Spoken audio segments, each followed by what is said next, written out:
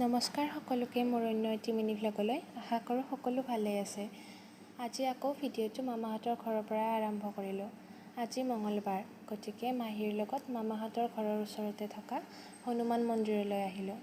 মন্দিৰলৈ আহি এয়া ঠগীৰ যোগাৰ কৰি আছোঁ। ঠগীৰ যোগাৰ কৰি থাকোঁতে আমাৰ মামাহঁতৰ সৰু দাদাও মন্দিৰলৈ আহিলে। দাদা পিছে বেছি পৰ মন্দিৰত নাথাকে, সোনকালে চাকি দি আকৌ ঘৰলৈ গ'ল, যিহেতু দাদাৰ ডিউটি আছে। তাৰপিছত আমি গোটেইকেইজনে ঠগীখন আগবঢ়াই হনুমান চালিচাখন পঢ়িলোঁ, অকণমান কথা বতৰা পাতি তাৰপিছত এয়া মাহীয়ে ঠগীখন ভাঙিলে। তাৰপিছত ঠগীখন খাই মেলি আকৌ মন্দিৰৰ পৰা ঘৰলৈ উভতিলোঁ। এইকেইদিন প্ৰায়ে মন্দিৰলৈ অহা হৈ আছে, তাতে আকৌ শাওণ মাহ।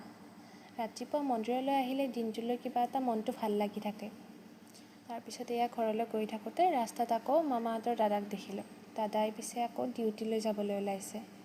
আজিৰ ভিডিঅ'টো এইখিনিতে সামৰিলোঁ। আকৌ নেক্সট ভিডিঅ'ত লগ পাম। ধন্যবাদ।